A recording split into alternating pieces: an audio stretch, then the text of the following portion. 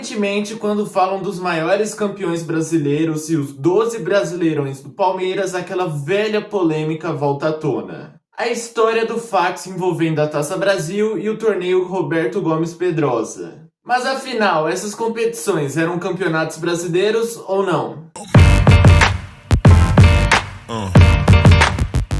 Bom, até 1959 o futebol brasileiro não tinha uma competição nacional. Os principais atrativos daqui eram competições estaduais e interestaduais. E dentre elas, logicamente, se destacavam competições de São Paulo, que era no caso o Paulistão, e do Rio de Janeiro, que era o Cariocão. E também tinha o interestadual entre os clubes dos dois estados, que ficou conhecido como Torneio Rio-São Paulo. Também tinham competições entre seleções estaduais, mas elas não tinham um grande apelo. Porém, com a criação da Libertadores, o futebol brasileiro precisava de um torneio nacional para definir qual seria o melhor time brasileiro para disputar essa competição continental. E até antes disso já existia um plano em criar uma competição nacional, que era o sonho de consumo de João Avelange, que era o presidente da CBD. Então a solução encontrada foi a criação da Taça Brasil, que era um torneio disputado no formato de mata-mata. Por isso, nesse quesito, ela se assemelhava mais à Copa do Brasil, mas o seu grande objetivo era determinar o melhor clube do país, que normalmente está associado ao Campeonato Brasileiro, né?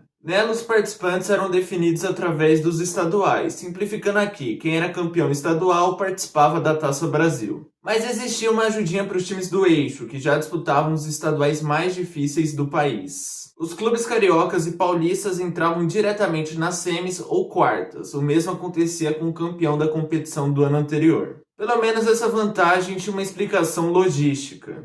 Já é difícil a locomoção de clubes de um lugar para o outro no Brasil, já que o Brasil é um país continental. Então imagine há 60 anos atrás, não era nada fácil. Então até por isso, as equipes do Norte e Nordeste, que já eram as mais pobres do país, só enfrentavam as equipes do Sul, Centro-Oeste e Sudeste na reta final da Taça Brasil. Os poucos jogos da Taça também eram explicados por esse motivo. Não dava para ter um torneio de pontos corridos com dezenas de jogos, sendo que os clubes mal conseguiam sair da sua própria região. Nos 10 anos da competição, o maior vencedor foi o Santos, que com Pelé e companhia ganhou 5 taças. Já o Palmeiras conquistou 2 vezes a taça, e o Botafogo, Cruzeiro e Bahia conquistaram uma vez. Tudo isso aconteceu na melhor fase do futebol brasileiro, então não era nada fácil vencer a Taça Brasil e se destacar na competição. O Corinthians e o São Paulo, inclusive, nunca jogaram essa competição. Então a realidade é que a Taça Brasil não era nenhuma baba, e também é meio esquisito desconsiderar o principal torneio do país na era dourada do nosso futebol. Porque nessa época, craques como Pelé, Jairzinho e Tostão conquistaram a competição. E não reconhecer esses craques como campeões brasileiros seria um descaso com os jogadores que tornaram o futebol brasileiro o que ele é. Então eis que em 1967 o torneio Rio-São Paulo acabou e deu origem ao torneio Roberto Gomes Pedrosa, também conhecido carinhosamente como Robertão.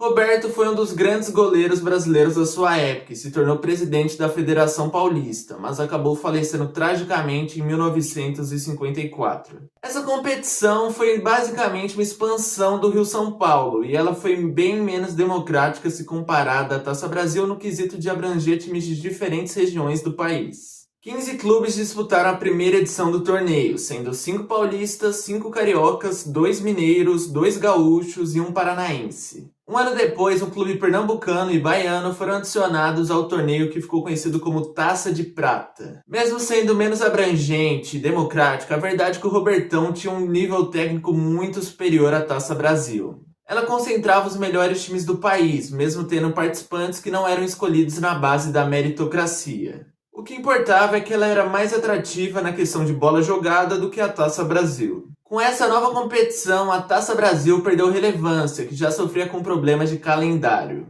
e que também perdeu força política e econômica. No fim das contas, não deu outra. O campeonato organizado pela CBD acabou em 1969. E o novo torneio, regido pela Federação Paulista e Carioca, se tornou protagonista no futebol brasileiro. Inclusive, a partir da segunda edição do torneio, a CBD começou a organizar a competição, então ninguém ficou perdendo. Mas antes disso, aconteceu uma coisa que deixa muitas pessoas encucadas. Como que o Palmeiras ganhou 2 Brasileirões no mesmo ano, em 1967? A resposta é simples, houve 2 torneios nacionais nesse ano, a Taça Brasil e o Robertão, da mesma forma que aconteceu em 1968, e o Palmeiras ganhou os 2 títulos. Não tem muito segredo. A realidade é que, pegando o formato das competições, o Robertão foi o grande antecessor do Campeonato Brasileiro. Porque ele era disputado primeiramente numa fase de grupos, e os 2 primeiros se classificavam para o quadrangular final, e o primeiro nesse quadrangular final se tornava o campeão brasileiro. E em 1971 surgiu o Brasileirão que conhecemos. Ele foi o sucessor do torneio Roberto Gomes Pedrosa, mas manteve o mesmo formato da antiga competição. Nas 4 edições do Robertão, o Palmeiras ganhou 2 vezes, e o Santos e o Fluminense uma. E o futebol brasileiro finalmente voltou a sua atenção a uma competição nacional, não mais regional, interestadual ou estadual. A importância do Robertão e da Taça Brasil foi finalmente valorizada em 2010. Quando a CBF, por meio do presidente Ricardo Teixeira, que recebeu um dossiê do historiador Odir Cunha, reconheceu finalmente essas competições como campeonatos brasileiros. Essa competição já era oficializada, mas depois disso ela foi posta em pé de igualdade ao Campeonato Brasileiro. Os grandes beneficiados com isso foram o Santos e o Palmeiras. E tinham ótimas equipes nos anos 60, e com isso o Palmeiras ampliou sua contagem em 4 títulos brasileiros e o Santos em 6.